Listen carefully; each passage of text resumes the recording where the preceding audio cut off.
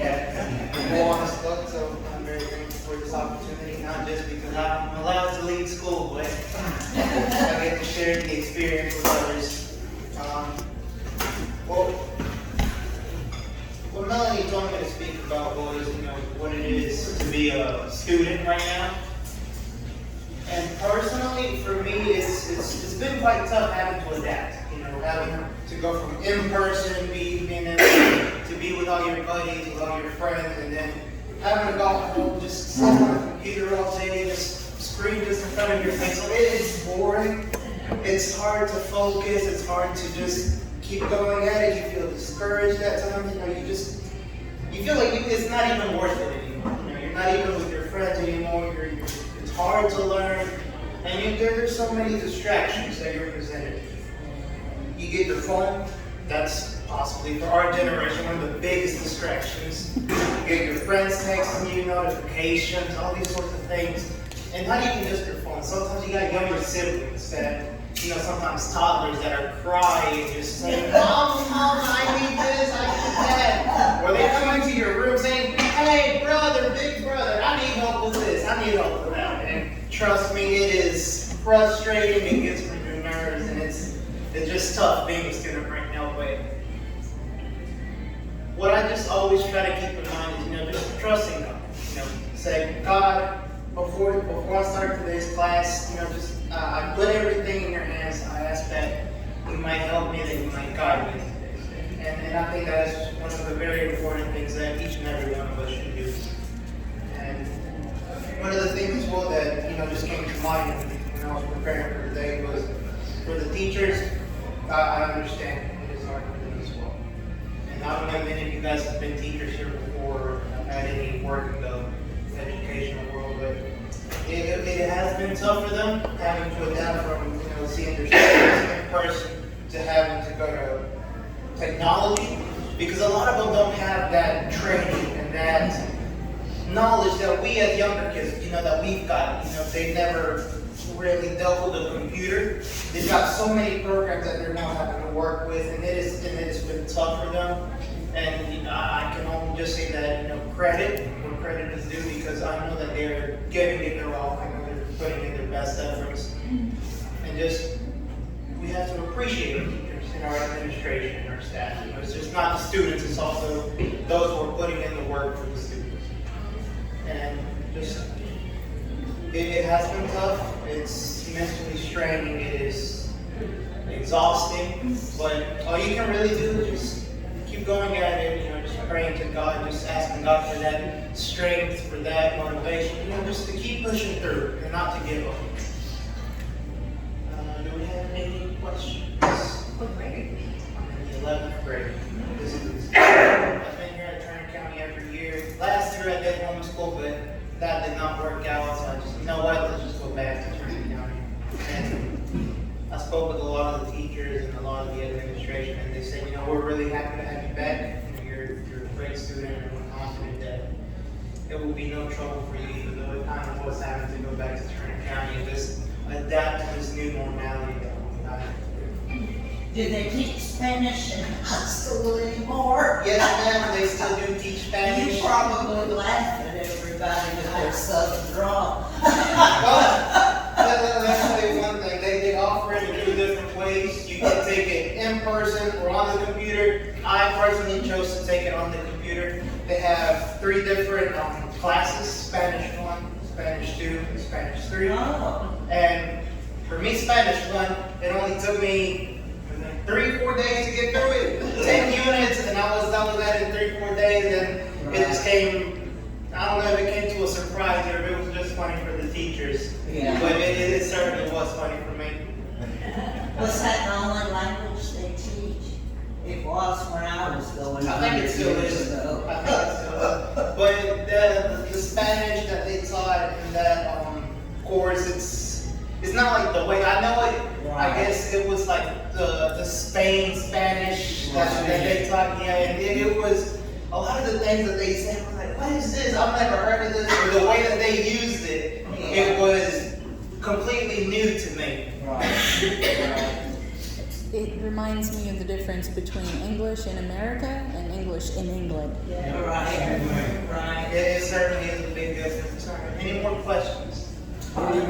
graduate? Well, right now I'm really just focusing on doing something like tech school because it is a bit more economic. It's not as expensive as going to a college or to a university. And I guess that working with hands-on, labor work is one of my personal strong features, and is just having to sit in a classroom for another 4 or 6 years. I don't know if I can stand Yeah, that. but we need people in the trades, so that's wonderful. You can make a terrific living off of some of the trades. And as far as I've seen lately, is that things such as construction, plumbing, electrician, those are the big things down south. Yes, Mike, I know you're another thing. And down south, I know that is one of the big things that is very good. It makes good money. And it's lacking. I mean, we're desperate around here. Yep. And poor old David Payne's in a mess, and he's the one everybody depended on. He's in pitiful shape. Well, and the thing too to remember, the average age of an electrician in America is 56 years old. In 10 years' time, those guys are going to be retired out. Right. We're going to be in a world mess. Yeah. And then another thing too is that you talk about like HVAC, electricity, plumbing. Those are the people who are in your community. Those are the small businesses that stay and support your community. They support the Chamber of Commerce. They support the Little League teams. Those are really the ones that really are the heartbeat of the community. So Right. it's really good to see investment in the trades. So has it been difficult for you with Alexis Graham? She's my work-based learning student. She said it's really hard for her to go from and I know the school's doing the best they can. This is not a criticism by any means. To be in school administration must be terrible right now, but she said it's hard when they're switching back and forth the days. Do you find it challenging to go from one day in person to one day on the computer and back and forth? Personally, for me, it has not been that tough. I guess it's just depending on students. It's their adaptability, but I think right now that the ones that is tough is for Yeah. the teachers, because a lot of them just do not have a lot of experience in the technological world. And having to have students in class, students online, having to focus on one group of kids and another group of kids, sometimes simply just having all those students in class, stuffing up, and not having to have them split up into two, it's pitiful. Do y'all find it, and do you find that there's some students who, when you have the home, when you're home and not at school, just decide they just don't have to do anything on their own? That is a lot of cases. And I feel bad for the teachers because they're giving out assignments for us to do, in order to keep us busy, keep us up to date with all of our work. And there's students not turning in assignments. I was talking to one of my teachers. He's got a couple of students who have 0s, 11s, 17s, and it's horrible. You just can't but just help feel sorry for them. It's a good way to find out who cares, obviously. Yes, it is. If they didn't already know. That is true. A lot of the times you can tell a student's mentality and their work ethic just by the way they act in class. So this ever just proves the fact that how good a student is. Age is not an indication of maturity. Oh, Do you have any time to participate in sports? I do, but I just am not interested in the sports like basketball, football, baseball. I'm not really an athletic person. All that I really ever cared about was soccer or football, as it's called around the world. But they don't offer a soccer team here. As far as I've been told, they are thinking about making a soccer team. Whether that does happen or not, they've been saying the same thing for the past 10 years. Right. Don't get your hopes up about something that's been promised for the past decade or so. At least that. Yeah, at least that long, because God knows how much before it's been going on like that. Yeah. So, I know that you're active in the church, and I know that you work for your dad, and you've been fired at least once. Once, twice, maybe a couple hundred a time. Now your father, Ma'am? now your father. Yes, my dad. What does he do? He said, sit down and just do nothing for now, or just said, you know, you can just go ahead and go home. And I'm just like, oh, well, I got fired today, you know, he'll rehire me next month. And every month I tell him, you know, who was your employee for month? He said, well, we only got 2 employees, Mama and you, it's a family business, just my dad, my mom, and I, so. What is it? We do landscaping. Oh, okay.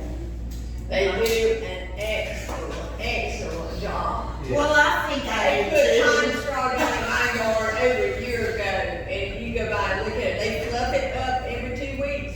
And you would never know it's been down there that long, they're excellent. Yeah, we've been working for this Park Grant there for about a year now, a year and a half maybe. Well, about a year and a half.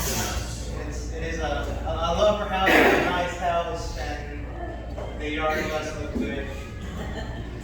That's good. So what else do you do with your free time? Study. Well, actually, I don't really study.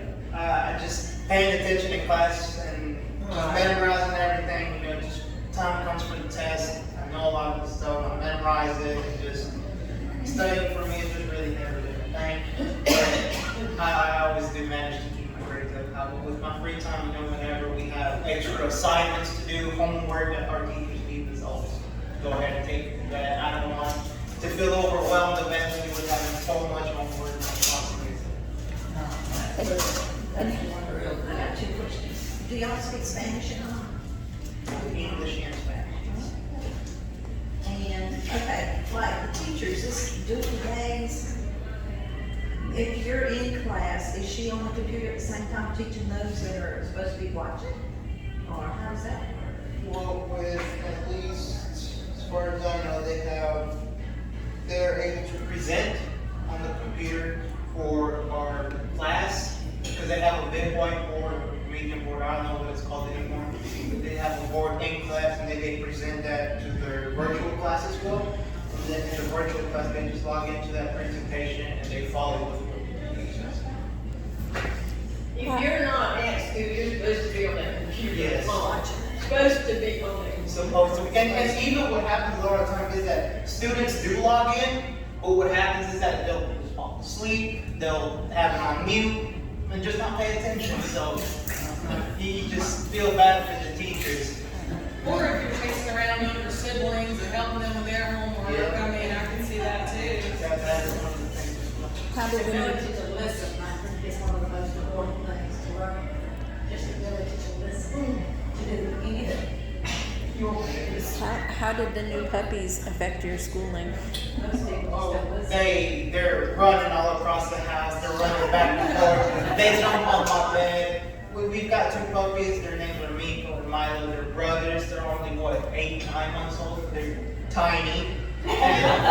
And Miko, he's different from his little brother, he's got a little bit longer legs, a bit of a slimmer body. And Milo, he's got these short little stubby legs, he's a bit, on the bigger side. And what Milo does is that he always jumps on my bed and he just casually walks in front between me and my computer. He'll step all over the computer and be like, Milo, come here, Milo, don't do this, I'm trying to do my work. So they've had an impact in my virtual learning. But it's also very comforting to have 2 little companions there with you. Good deal. Any other questions? We gotta let Alex go back to school. Well, my lunch is actually about to happen at 1 o'clock. So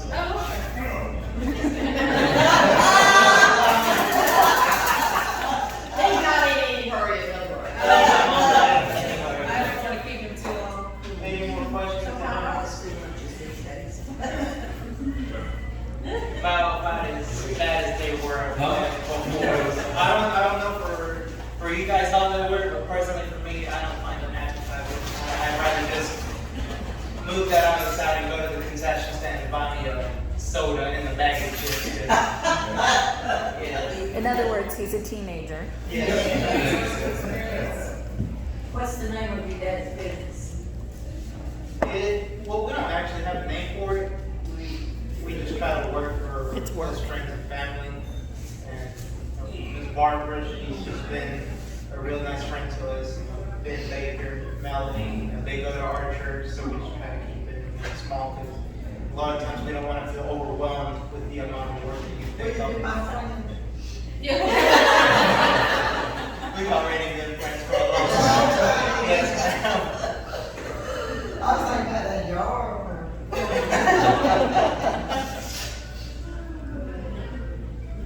Well, thank you for coming. Yeah.